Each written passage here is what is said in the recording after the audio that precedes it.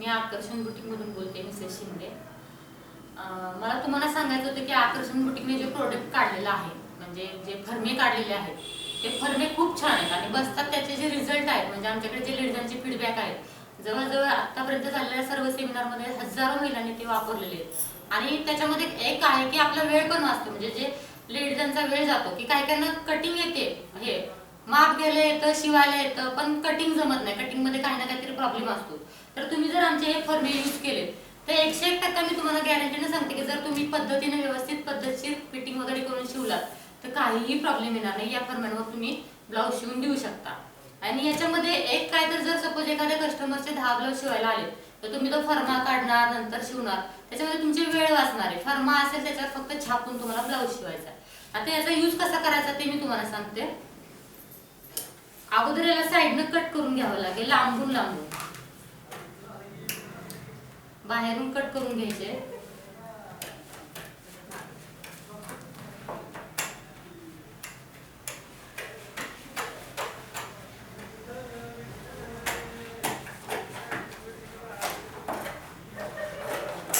असे पार्ट जरा लांबून कट करून वेगळे करून घ्यायचे अगोदर.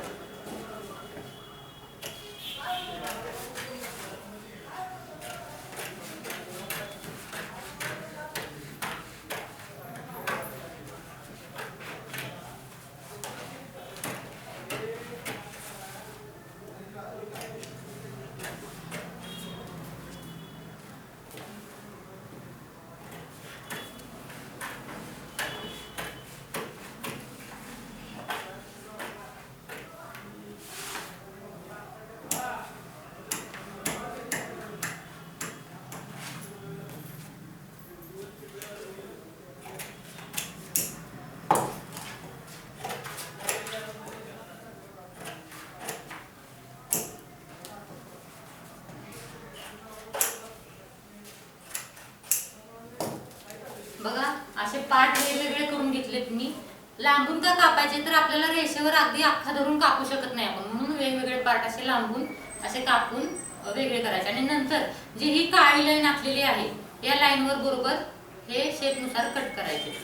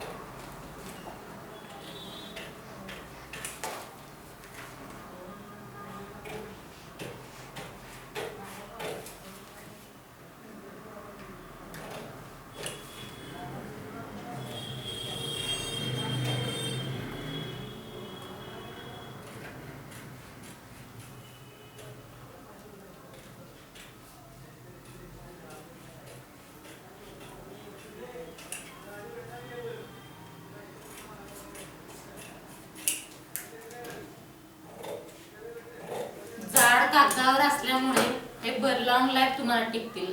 पेपर जाड आहे त्यामुळे टिकायलाही मजबूत आहे, खराब होणार.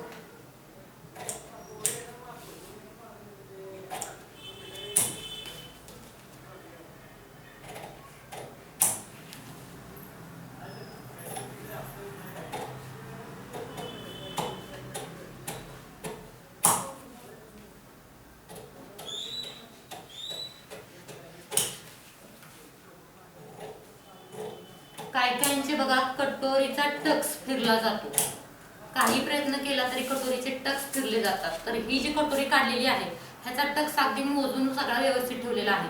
आणि कटोरीचा टक्स फक्त तुम्ही इथून जर लाईन धरून इथं जर असं फक्त चिमटलं म्हणजे शिलाई मारली तर हा टक्स बरोबर बसतो, कटोरीचा टक्स फिरणार नाही तुमचा.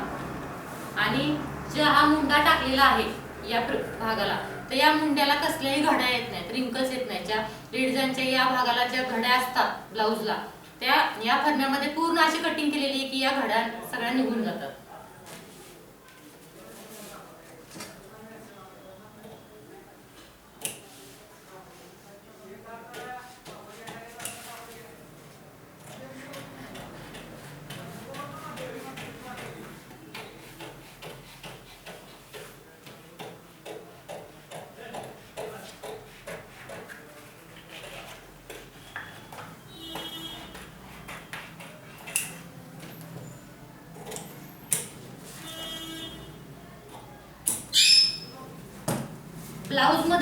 महत्वाचं असतं की बाही, बऱ्याच लेडीजांची तुम्ही बाही बघितली असेल तर इथं सगळा झोळ असतो, बाही अशी अशी उचलून असते, अशी बसत नाही व्यवस्थित परफेक्ट, का तर त्याचा खड्डा व्यवस्थित बसलेला नसतो. तर ही जी बाही काढलेली आहे त्याचा जो खड्डा दिलेला आहे हा एकदम व्यवस्थित बसतो, बाही तर व्यवस्थित बसते, कसलेही रिंकल्स येत नाही.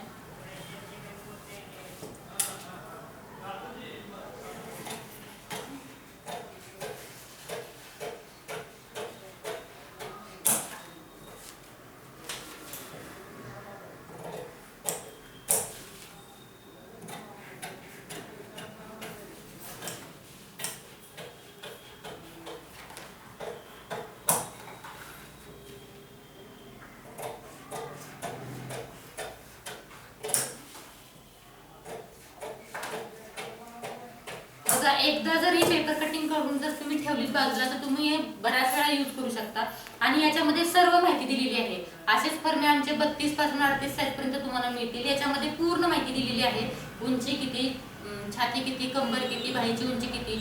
आता याच्यामध्ये बदल कसे करायचे, तर बदल आपल्याला कुठे करायला लागते, तर उंची कमी किंवा जास्त असते. आणि काय तर बाहीची उंची, छाती आपली 1 इंचानं कमी किंवा जास्त असते आणि बाहीच्या उंचीमध्ये जास्त करून बदल करावा लागतो. बाहीची उंची कोण कमी घालतात तर कोण जास्त घालतात, तर ह्याच्यामध्ये बदल कसा करायचा हेच मी तुम्हाला आता दाखवणार आहे.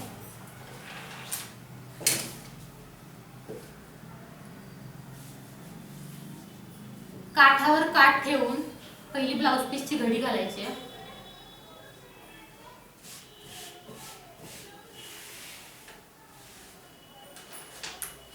बंद घडीवर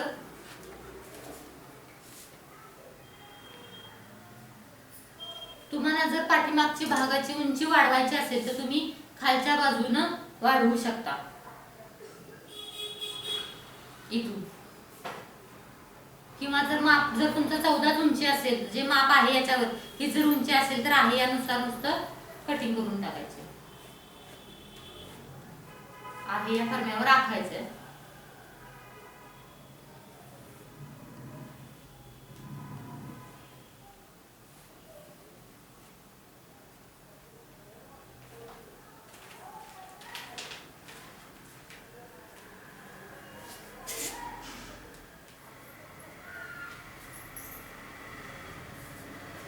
कापड कटिंग करताना कुठला भाग कुठे ठेवावा हे सुद्धा खूप महत्वाचं असतं, जेणेकरून आपलं कापड वाचले जाईल.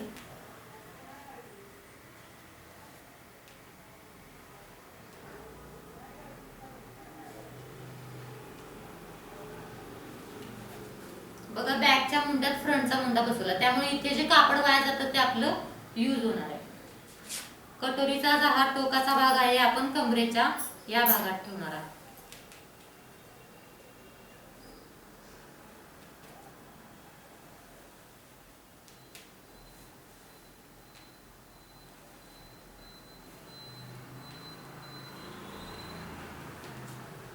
योगपट्टी कमरेच्या या भागात बसवले. बाही, आपल्याला बाहीमध्ये काय बदल करायचा असतो तर एकतर उंची कमी किंवा जास्त. जर तुमचा साधा ब्लाउज असेल तर आहे हे फोल्डिंगवर बाही अशी ठेवून कट करायची. जर तुमचा अस्तरचा ब्लाउज असेल तर फक्त याला कटिंग करताना हा भाग फोल्ड करायचा, म्हणजे कापडावर आखताना इथे कमी आखायचा, अर्धा इंचाच आखायचा, हा भाग आखायचा नाही. याच्यामध्ये जर उंची जास्त करायची असेल तर बघा,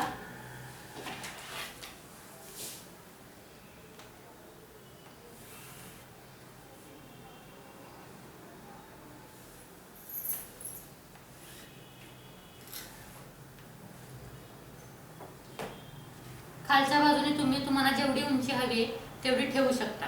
खालच्या बाजूने वाढवायचे, मुंड्याच्या शेपला काहीही करायचं नाही. मुंड्याचा शेप आहे असाच. खालच्या बाजूने तुम्हाला जेवढी उंची हवी आहे, 8, 8.5, 9, 9.5, जेवढी बाहीची उंची हवी आहे तेवढी घेऊन अशी तुम्ही फक्त बाहीवर सरकवायचे आहे. हा मुंडा असाच ठेवायचा आहे आणि हा कटिंग करत असं जायचं. आणि जर तुम्हाला बाहीची उंची कमी करायची तर हाच जी बाहीची बाही आहे ही खाली सोडायची. ह्या मुंड्याला काय करायचं नाही, हा जो शेप दिलेला आहे बाहीचा याला काय करायचं नाही, फक्त खालून बाहीची उंची कमी करायची आणि हा शेप द्यायचा.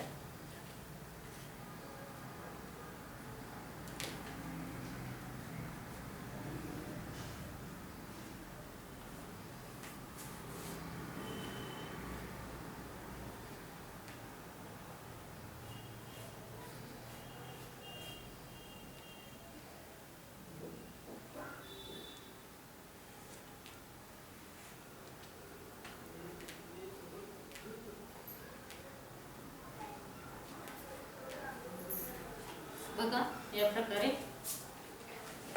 जी कटोरी आहे ही क्रॉस मध्ये ठेवायची आहे.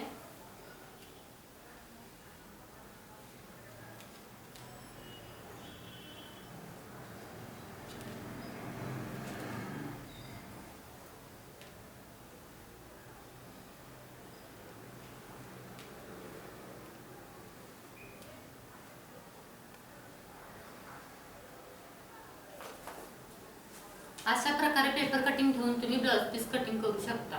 त्याच्यामुळे तुमचा वेळ पण वाचला जाईल. तुमचे फरमे हे कागद जाड असल्यामुळे तुमचे आशेच्या असे फरमे पण व्यवस्थित राहू शकतात. हे जर व्यवस्थित पॅकिंग करून ठेवले तर तुम्हाला बरेच काळ टिकतील सुद्धा आणि दर वेळेला पेपर कटिंग करायची गरज नाही.